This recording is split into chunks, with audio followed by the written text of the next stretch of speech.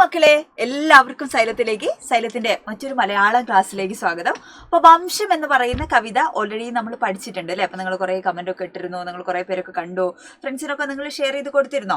അപ്പോൾ ഭയങ്കര രസമുള്ള ഒരു കവിതയാണ് അല്ലേ? നമ്മുടെ ഉറുമ്പുകളുടെ ജീവിതത്തെക്കുറിച്ച് നമ്മൾ ഒരിക്കലും ചിന്തിക്കാത്ത കുറേ കാര്യങ്ങളാണ് എന്ത് ചെയ്യുന്നത്, ഉറുമ്പുകളെ കുറിച്ച് നമ്മൾ പഠിച്ചിട്ടുള്ളത് അല്ലേ?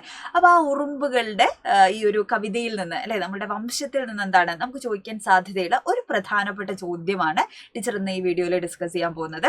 ഓക്കെ, അപ്പൊ നമുക്ക് നോക്കിയാലോ എന്താണ് ചോദ്യം എന്നുള്ളത്. അതിനു മുമ്പ് എന്താണ് വംശം എന്ന് പറയുന്ന കവിത എന്ന് നമുക്കൊന്ന് ഓടി ചാടി നോക്കാം. അപ്പോൾ നമ്മളുടെ എന്താണ് ഈ വംശം എന്ന് പറയുന്ന കവിത നമ്മുടെ വിജയലക്ഷ്മി ടീച്ചർ എഴുതിയ കവിതയാണ്, നമ്മൾ ഓൾറെഡി പഠിച്ചു അല്ലെ?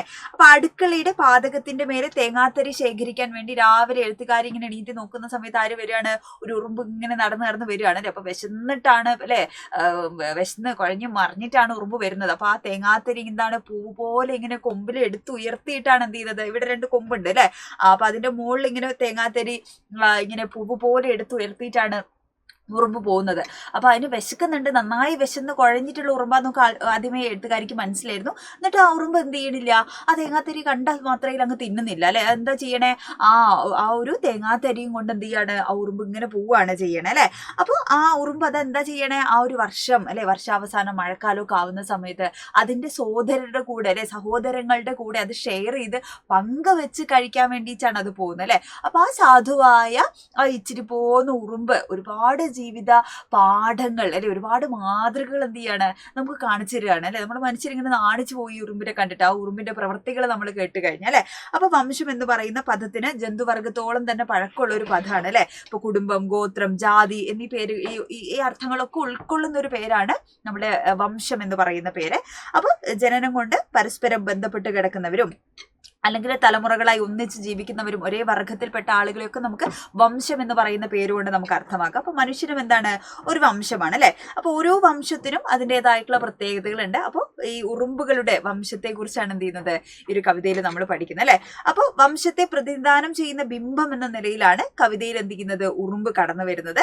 അപ്പൊ വിശപ്പിന് വിശന്ന് വലിഞ്ഞിരിക്കുന്ന ഉറുമ്പിന് തേങ്ങാത്തരി കിട്ടുകയും അത് കഴിക്കാതെ അതെന്ത് ചെയ്യാണ്, കൂട്ടുകാരുടെ കൂടെ കഴിക്കാൻ വേണ്ടി അത് എന്ത് ചെയ്യുന്നു, അത് സൂക്ഷിച്ച് അല്ലെ അതിന്റെ മൺകൂനയ്ക്കുള്ളിലേക്ക് കൊണ്ടുപോകുന്ന രംഗവുമാണ് എന്ത് ചെയ്തിരിക്കുന്നത്, കവിതയിൽ വളരെ മനോഹരമായിട്ട് എഴുത്തുകാരി വിശദീകരിച്ചിരിക്കുന്നത്.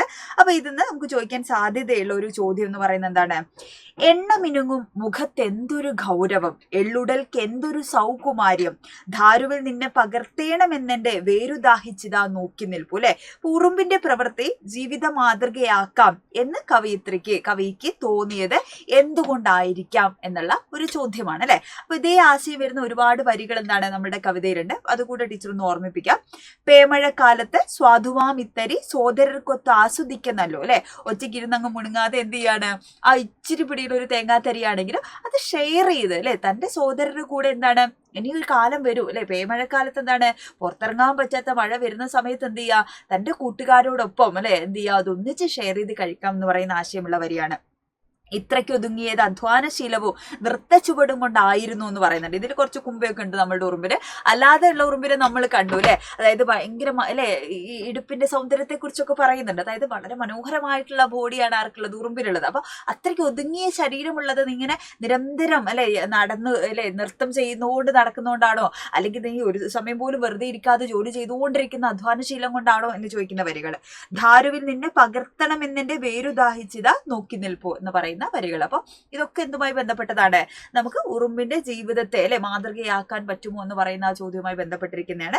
അപ്പൊ കാഴ്ചയിൽ വളരെ ചെറുതായ നിസാരനായിട്ടുള്ള ഈ ഉറുമ്പിന്റെ ജീവിതത്തിൽ നിന്ന് നമ്മൾ ഒരുപാട് ജീവിത പാഠങ്ങൾ എന്ത് ചെയ്യേണ്ടതുണ്ട്, പഠിക്കേണ്ടതുണ്ട് എന്ന് പറയാണ്. ഇപ്പൊ കൂട്ടായ്മയോടെ ജീവിക്കുന്ന അവയാണ് എന്ത്, ഉറുമകൾ. അവരെ ഒറ്റയ്ക്ക് നമ്മൾ കാണുകയില്ല അല്ലെ? ഇപ്പൊ ഒരു വലിയൊരു കഷ്ണം എന്താ പറയാ ആലുവ കഷ്ണോ അല്ലെങ്കിൽ ഒരു തേങ്ങാത്തരിയോ അല്ലെങ്കിൽ എന്തെങ്കിലും അല്ലെ അവർക്ക് ഒരാൾക്ക് എടുത്ത് പൊക്കാൻ പറ്റാത്തൊരു കാര്യമാണെങ്കിൽ അവർ ഓടിപ്പോയി വേഗം മറ്റേ ഫ്രണ്ട്സിനൊക്കെ വിളിച്ചുകൊണ്ട് വന്ന് അവരൊന്നിച്ചെന്താണ് ആ പറയുന്ന അല്ലെ ഭക്ഷണ സാധനം എടുത്തുകൊണ്ട് പോകുന്ന കാഴ്ചയൊക്കെ നമുക്ക് കാണാൻ പറ്റും അല്ലെ? ഉറുമ്പുകളെ കുറച്ചൊന്ന് നിരീക്ഷിച്ചാൽ നമുക്ക് കാണാൻ പറ്റും അല്ലെ?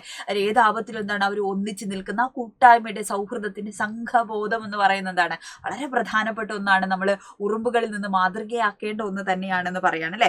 പിന്നെ നിരന്തര പരിശ്രമശാലികളും അധ്വാനികളുമാണ്, വളരെ പ്രധാനപ്പെട്ട ഒരു പോയിന്റാണ്. അവർ വെറുതെ ഇരുന്ന് ഉറങ്ങുന്നതും അല്ലെ, കുറച്ച് സമയം റീല് കാണട്ടെ എന്ന് പറഞ്ഞിരിക്കുന്നത് നമ്മൾ കാണാറില്ല. വെറുതെ റിലാക്സ് ചെയ്തിരിക്കുന്ന ഉറുമ്പിനൊക്കെ നമ്മൾ കാണും. ഇല്ല, ഇപ്പോഴും വെറുതെ ഇങ്ങനെ ഓടിക്കൊണ്ടിരിക്കും അല്ലെ, ഒരു കാര്യമില്ല. വെപ്രാളം പിടിച്ച് ഇങ്ങോട്ടും ഒക്കെ എന്താണ് ഓടിക്കൊണ്ടിരിക്കുന്ന ഉറുമ്പുകളെ നമുക്ക് കാണാൻ പറ്റുള്ളൂ അല്ലെ. എന്തെങ്കിലുമൊക്കെ എടുത്ത് വലിച്ചോണ്ട് വരുന്നുണ്ടാവും അല്ലെ, ഇല്ലെങ്കിൽ ഓടുന്നുണ്ടാവും, അല്ലെങ്കിൽ കഥ പറയുന്നുണ്ടാവും ഫ്രണ്ട്സിനോടൊക്കെ അല്ലെ, രഹസ്യമൊക്കെ പറയുന്ന പോലെയൊക്കെ നമുക്ക് തോന്നും അല്ലെ. എന്നിട്ട് എന്തൊക്കെയോ പറഞ്ഞിട്ട് വഴി തിരിഞ്ഞ് ഈ വഴിയിലേക്ക് പോകുന്നൊക്കെ നമുക്ക് കാണാൻ പറ്റും. ഉറുമ്പിനെ നിരീക്ഷിച്ച് കഴിഞ്ഞാൽ അങ്ങനെ കുറെ രസകരമായിട്ടുള്ള കാര്യങ്ങൾ നിങ്ങൾക്ക് കാണാം കേട്ടോ. ഉറുമ്പുകളുടെ അധ്വാനവും സ്ത്രീകളുടെ അധ്വാനവും തമ്മിൽ എന്താണ് കവിക്ക് സ്വാമ്യം തോന്നുന്നുണ്ട് അല്ലെ. അതുകൊണ്ട് എന്താണ് അധ്വാനശീലം അല്ലെ, അതേപോലെ നൃത്ത ചുവട് എന്നൊക്കെ പറയുന്ന വരികളും അല്ലെ, പിന്നെ സ്ത്രീകളോട് ഉപമിക്കുന്ന വരിയൊക്കെ അതിന്റെ പ്രതീകമാണ്.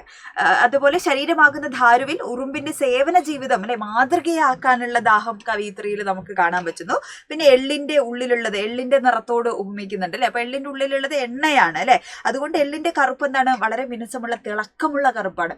അപ്പൊ എണ്ണക്കറുപ്പ് എള്ളിന്റെ കറുപ്പിനോടൊക്കെ എന്ത് ചെയ്യുന്നുണ്ട്, ഉറുമ്പിനെ ഉപമിക്കുന്നുണ്ട് അല്ലെ. അപ്പൊ ഉറുമ്പിന്റെ ഉള്ളിലുള്ളത് മറ്റുള്ളവർക്കായി സ്വയം പ്രവർത്തിക്കുന്ന സേവനം എന്ന മൂല്യമാണ് എന്ന് എഴുത്തുകാരി അതിലൂടെ അർത്ഥമാക്കാണ്. അപ്പൊ അതിന്റെ മിനുസമാണ് എന്ത് ചെയ്യുന്നത്, ഉറുമ്പിന്റെ മുഖത്ത് കാണുന്നത് എന്നുള്ളൊരു അർത്ഥം എന്ത് ചെയ്യുന്നു നമുക്ക് അതിലൂടെ ലഭിക്കണം. അപ്പൊ ഒരുപാട് കാര്യങ്ങൾ എന്താണ് ഉറുമ്പ് എന്ന് പറയുന്ന വളരെ നിസ്സാരനായിട്ടുള്ള ഈ കുഞ്ഞു ജീവിയിൽ എന്താണ് നമുക്ക് ലഭിക്കാനുണ്ട് എന്ന് നമ്മൾ മനസ്സിലാക്കുകയാണ് അല്ലെ. ഉറുമ്പിന്റെ ഈ ഒരു ജീവിതത്തിലൂടെ അതിന്റെ ഒരു യാത്രയിലൂടെ എന്ത് ചെയ്യണം നമുക്ക് ബോധ്യപ്പെടുകയാണ്. അപ്പൊ നമ്മളുടെ വളരെ പ്രധാനപ്പെട്ട നമ്മുടെ ക്രിസ്മസിലെ അല്ലെ എക്സാമിന് വേണ്ടിയിട്ടുള്ള നമ്മളുടെ സെക്കൻഡ് യൂണിറ്റിലെ വളരെ പ്രധാനപ്പെട്ട പാഠഭാഗങ്ങളിൽ ഒന്ന് തന്നെയാണ് വംശം എന്ന് പറയുന്ന കവിത. അപ്പൊ നമ്മൾ ആപ്പിലൊക്കെ ഓൾറെഡി നമ്മൾ ചാപ്റ്റർ എടുത്ത് തുടങ്ങി അല്ലെ.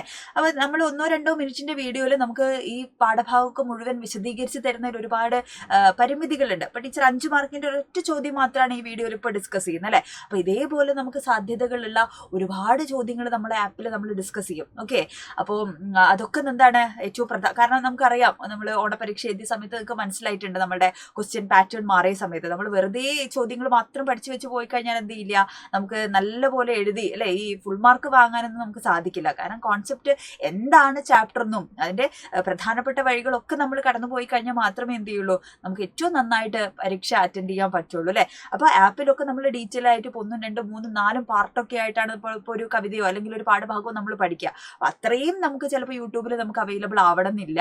അപ്പൊ പരിധിയുണ്ട് അല്ലെ, സ്വാഭാവികമായിട്ടും പരിധിയുണ്ട്. നിങ്ങൾക്ക് തന്നെ ആലോചിച്ചാൽ മനസ്സിലാവുമല്ലോ. അപ്പൊ 5 മാർക്കിന്റെ ഒറ്റ ചോദ്യമാണ് ടീച്ചർ ഈ വീഡിയോയിൽ മാത്രം ഡിസ്കസ് ചെയ്യണേ. അപ്പൊ അതേപോലെ എന്താണ് നിങ്ങൾക്ക് ഫുൾ ചാപ്റ്റർ വേണം അല്ലെ, ഡീറ്റെയിൽ ആയിട്ട് പഠിക്കണം, എല്ലാ മാർക്ക് സ്കോർ ചെയ്യണം എന്നൊക്കെ ഉണ്ടെങ്കിൽ മക്കള് ഇനിയും താമസിക്കരുത്, വൈകരുത്. വേഗം തന്നെ എന്ത് ചെയ്യുക, നമ്മുടെ നിഞ്ച ബാച്ച് പുതിയ ബാച്ചിലേക്കുള്ള അഡ്മിഷനൊക്കെ നടന്നുകൊണ്ടിരിക്കുകയാണ്. അപ്പൊ പെട്ടെന്ന് തന്നെ എന്ത് ചെയ്യുക, നിങ്ങൾ അഡ്മിഷനൊക്കെ എടുക്കുക. നമുക്ക് അടിപൊളിയായിട്ട് ആപ്പിൽ എന്ത് ചെയ്യാടാ ഒരുപാട്. ഇനിയിപ്പോ നിങ്ങൾക്ക് ഫസ്റ്റ് ഇപ്പൊ നമ്മളുടെ ഫൈനൽ എക്സാം ഒക്കെ ആവുന്ന സമയത്ത് നമുക്ക് എന്താണ് ആദ്യത്തെ യൂണിറ്റ് ഒക്കെ നമുക്ക് ബുദ്ധിമുട്ടുണ്ടായിരുന്നെങ്കിൽ പല സബ്ജക്റ്റും ചിലപ്പോൾ എന്താണ് മറന്നുപോകും. ഇപ്പൊ മാത്സും സോഷ്യൽ സയൻസും ഒക്കെ എന്താണ് നമ്മൾ കണ്ടിന്യൂസ് ആയിട്ട് പഠിച്ചുകൊണ്ടിരുന്നില്ലെങ്കിൽ എത്ര മിടുക്കിയായിട്ടുള്ള ആളാണെങ്കിൽ എന്ത് ചെയ്യും നമ്മളോട് മറന്നു പോകും അല്ലെ. അപ്പൊ അതൊക്കെ നമുക്ക് പഠിച്ചെടുക്കണമെങ്കിൽ റിവിഷൻ ചെയ്തൊക്കെ എടുക്കണമെങ്കിൽ നമ്മുടെ ആപ്പിൽ അതൊക്കെ എന്താണ് ഓൾറെഡി റെക്കോർഡഡ് ക്ലാസ്സുകളായിട്ട് നമുക്ക് അവൈലബിൾ ആയിരിക്കും അല്ലെ. അപ്പൊ അതൊക്കെ അടിപൊളിയായിട്ട് നമുക്ക് പഠിക്കണം. അപ്പൊ അങ്ങനെ ഉണ്ടെന്നുണ്ടെങ്കിൽ എന്താണ് ഇനിയും വൈകിട്ടില്ല, നമുക്ക് പഠിച്ചു തുടങ്ങാം. ഇനിയും പഠിച്ചു തുടങ്ങിയാൽ എന്ത് ചെയ്യും നമുക്ക് നല്ല മാർക്കൊക്കെ നമുക്ക് സ്കോർ ചെയ്യാൻ പറ്റും. പക്ഷെ ഇനി വൈകി കഴിഞ്ഞാൽ ചിലപ്പോൾ എന്ത് ചെയ്യില്ല, നമുക്ക് നന്നായിട്ട് നമ്മൾ വിചാരിച്ച പോലെ നമുക്ക് പെർഫോം ചെയ്യാൻ പറ്റണമെന്നില്ല. അപ്പൊ അതുകൊണ്ട് അടിപൊളിയായിട്ട് പഠിച്ചു തുടങ്ങാം. പെട്ടെന്ന് തന്നെ നമ്മുടെ നിഞ്ച ബാച്ചിന്റെ എന്ത് ചെയ്യാം അഡ്മിഷൻ എടുക്കാം മക്കളെ. നമ്പറൊക്കെ താഴെ തന്നെ നിങ്ങൾ കാണുന്നുണ്ടാവില്ലേ, നമ്പറിൽ വിളിക്കുക, അഡ്മിഷൻ എടുക്കുക. അടിപൊളിയായിട്ട് എന്ത് ചെയ്യാം നമുക്ക് എല്ലാ വിഷയങ്ങളും കേട്ടോ നല്ല മാർക്ക് കിട്ടുന്ന രീതിയിലേക്ക് നമുക്ക് പഠിച്ചു തുടങ്ങാം. അപ്പൊ എല്ലാവരും അടിപൊളിയായിട്ടിരിക്കുക. ഈ വീഡിയോയുടെ അല്ലെ നിങ്ങൾ ഈ ഒരു ചോദ്യം മനസ്സിലായിട്ടുണ്ടെങ്കിൽ അതിന്റെ അഭിപ്രായമൊക്കെ എന്ത് ചെയ്യാം മക്കൾ കമന്റ് ചെയ്യാം. അപ്പൊ നമുക്ക് വീട്ടിൽ കാണാം. ബൈ.